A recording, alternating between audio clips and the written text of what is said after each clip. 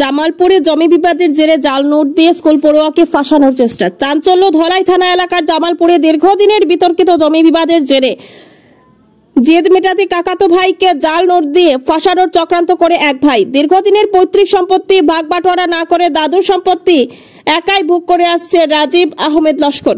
পরবর্তীতে স্থানীয় মাতব্বরগণের সহযোগিতায় জমি ভাগ করে দেওয়া হলেও রাজীব আহমেদ তা মানতে নারাজ। বৃহস্পতিবার ভুক্তভোগী পরিবারের সদস্যরা জানান তাদের স্কুল পড়ুয়া ছেলেকে জাল নোট দিয়ে ফাঁসিয়ে দিয়েছে রাজীব আহমেদ।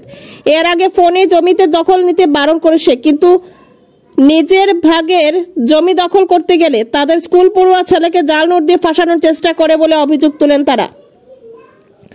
যদিও পুলিশি তদন্তের পর রাজীবের কাকাতো ভাই কমরুল হক লস্করের ছেলেকে ছেড়ে দেওয়া হয়েছে, তবে জাল টাকার সঙ্গে তাদের ছেলের ছবি সামাজিক যোগাযোগ মাধ্যমে প্রকাশিত হওয়ার ফলে সমাজে মানহানি হয়েছে বলে দাবি তোলেন তারা। এদিন রাজীব উদ্দিন লস্করকে সমাজবিরোধী আখ্যা দিয়ে শীঘ্রই তাকে আইনের আওতায় এনে উপযুক্ত শাস্তির দাবি জানান তার কাকা পিসি ও ভাইয়েরা। এতে উপস্থিত ছিলেন প্রয়াত আব্দুল সুবান বাদশার ছেলে মেয়ে যথাক্রমে কমরুল হক লস্কর, সরবতুন নেসা, রোশনা বেগম, খাজুরুন নেসা এবং প্রয়াত মইনুল হক লস্করের ছেলে আসলাম উদ্দিন লস্কর।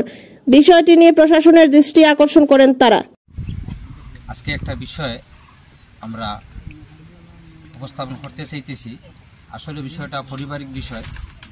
এই বিষয়গুলা সোশ্যাল মিডিয়াত উপস্থাপন করা ঠিক না, কিন্তু আমরা বাধ্য হইয়া নিরুপায় হইয়া আমরা করতে চাইতেছি। করার কারণ হইল গিয়া বিগত দিন আমরা একটা ছোট ভাই, আমার কাকাতো ভাই, আমার চাচার ছেলে রাজীব গান্ধী ওপেন ইনস্টিটিউটে পড়াশোনা করে। আর ছেলেটা একদম নিরীহ ছেলে। এই ছেলেটারে আমার আপন ভাই রাজীব আহমেদ লস্কর তারে উঠাইয়া নিয়া আর জোর জবরদস্তি করিয়া একটা ভিডিও বানাইছেন, মানে ডুপ্লিকেট কারেন্সি দিয়া। আর এটা তার লাগে কমন। তাই খান বন্দুকদারি লোক আগে গুফন্তি আসলা, তাই সবসময় আমরা দমকা দমকি করইন বলে তোমরা উল্টা ফাটা করলে তোমরা আমি ওলা ওলা ফাঁসাই দিই, মতা করবো তা কোনো কিছু তা আছে, বন্দুক করে দমকি দেন। আর তাই নিয়া একটা ভিডিও বানাইয়া আর ছেলেটারে অযথা অনেক হেনস্থা করছেন, পুলিশের আওতায় নেওয়াইছেন, অনেক কিছু করছেন।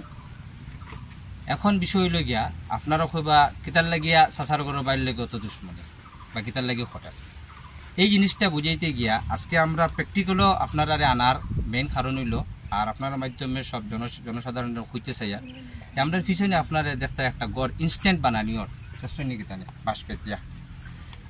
এই গড়টা আমরা ও কারণে বানাইয়ার যে বিগত 12-14 বছর ধরিয়া, অর্থাৎ আমার বাবা মারা যাওয়ার পরে, আমার বাবা আর রাজীব আহমেদ লস্করের বাবা এক বাবা, আমরা দুনো ভাই, তাই মারা যাওয়ার পরে যে এই আমরা দাদু সম্পত্তি যেটা আসলো, আমরা দাদু হচ্ছেন প্রতাপশালী মানুষ আসলা, যার কারণে তান একটা উপাধি বাদশাহ হিসাবে হয়েছে। হ্যাঁ, শতাধিক বিঘা জমিন তান আপনারা দেখতে পারবো। ওইদিকে জমি দিক থেকে লইয়া শেষ পর্যন্ত 1 কিলোমিটার জায়গার ডিস্টেন্সে জমি, পুরা এইদিকে সম্পূর্ণ জমিন। আমরা রাস্তার উপরে 1 কিলোমিটার, আমরা জমির উপরে 1 কিলোমিটার রাস্তা আছে। এই রাস্তাটা দেওয়ার সময় তাই কিন্তু সম্পূর্ণ তাই এগেনস্ট আসলা। তারপরে আমরা অনেক কষ্ট করিয়া আমরা প্রেজেন্ট অনেক নেতা যারা আসেন তারা সব আসলা আমরা লোকেই ন, তারা এটা রাস্তা দেওয়াই দিচ্ছেন জনসাধারণের স্বার্থে।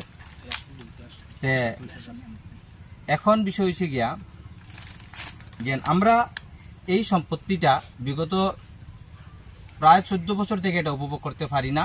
কিতার লাগে পারি না, আমরা তারা ভাইয়াইন বইয়েন যারা আছি তাইনু লাগে আমার ফুফু, তাইন চাচা, তার আব্দুল সুবান বাদশার ফুয়া ফুরিন। আমরা মইনুল হক লস্করর তাই একজন প্রভাবশালী ব্যক্তি আসলা, তান ফুয়া ফুরিন। আমরা খেয়রে আমরা ভাইয়ে তার ফুন্না যেটা প্রভাব আসলো, তাই যে উগ্রপন্থী আসলা, তার কাছে বন্দুক আসলো, তার উপর একটা মার্ডার কেস, কিডন্যাপিং কেস অনেকগুলা তান গেছে, তাই সাইলেন্টার পারসন। তাই ও তার ফুন্না প্রভাব দেখাইয়া আমরা দমকিতে বাগাইতে শেষ পর্যন্ত তাই আমরা একটা সুযোগ দিসলা, কইলা যে তোমরা থেকে জমিন তোলা বেশিয়া লইয়া যাও গিয়া কইসলা। এটা অ্যাকচুয়ালি একটা চলো না। আমরা তো মনে করছি হাসাও নাকি তা নিয়ে আমরা বড় খুশি হয়েছি, 14 বছর বাদে সুযোগ পাইছি জমিন বেচা। তাইছি জমিন বেচরা যে বেটা আসলো এগুলো বাদে আমরা ডিল করার বাদে এগুলো দমকিতে বাগাই দিছো। তখন আমরা কইলাম কিতার লাগে তোমরা এটা করলা, এটা তুমি এটা কিতার লাগে করলা। ও কইতা তোমরা এটা লালচ দিছিলাম, তোমরা দেখি হিম্মত থাকলে আও না নেও না কই আমরা দমকি দিছুন। আমরা বাড়ি করে আইলাম তান খুঁজানি কিতার লাগি দিছো তাই বাড়ি করে ছাড়িয়া ডরাই গেছেন কিতালে ডরাই গেছেন ডরানোর উদ্দেশ্যটা মেনুলি কারণে ভুল করছেন এখন তাই চিন্তা করছেন যে না তাই তো অন্যায়ের উপরে প্রতিষ্ঠিত অবৈধভাবে জমি আত্মসাৎ করার চেষ্টা কতজন মানুষের কারণ এই মানুষগুলো সব একত্র হয়ে এখন আমরা পিতৃ সম্পত্তি দাদু সম্পত্তি সব ব্যবহার করার লাগে আমরা জমি নিয়েছি গরুর বানাইয়ার এখন তার পক্ষে সম্ভব নয় যে অন্যায় অবস্থায় আমরার মোকাবিলা করার ও তাই কিতা করছেন তাই এখন কিতা করছেন অন্য একটা রাস্তা অবলম্বন করছেন এই রাস্তায় তো এলিগেশন যেটা ও তাই কিতা আমরা ব্ল্যাকমেল করার লাগিয়া ও আমার চাচার ছেলে ছোট বাচ্চাটা বর্তমানে হে শিক্ষারত অবস্থা স্টুডেন্ট ওটারে নিয়ে ওর লাইফটারে বরবাদ কতরা হে একটা স্টুডেন্ট এখন বর্তমানে তারে ওখান খতরা আমার উপরেও এলিগেশন খতরা আমার চাচাও তো একটা এলিগেশন খতরা আমার কাকার উপরে এলিগেশন খতরা টোটালি আমরা কিতাবটা তারা জনসাধারণের স্বার্থে আমরারে সম্মানহানি খতরা তাই আজকে আমরা আপনারা মাধ্যমে আমরা প্রশাসনের কাছেও এটা আবদার করিয়ার যে এমন একটা কুখ্যাত মানুষ যার কারণে অতজন মানুষ নির্যাতিত একই করিয়া বারে এখন চলাফেরা করতে পারে আমরা প্রশাসনের কাছে আমরা সিএম স্যারের কাছে আমরা অনুরোধ করি এইরকম একটা মানুষকে তাড়াতাড়ি হস্তক্ষেপ করিয়া যাতে অন্য মানুষ তার এই বিতাড়নার থেকে মানুষের মুক্তি পায় অঞ্চলের একজন মানুষ আপনারা খবর লইয়া দেখবা কোনো মানুষ তার যে কষ্ট থেকে যারা মুক্তি পাইছে না সেসব মানুষের কোনো না কোনো দিকে কষ্ট দিছে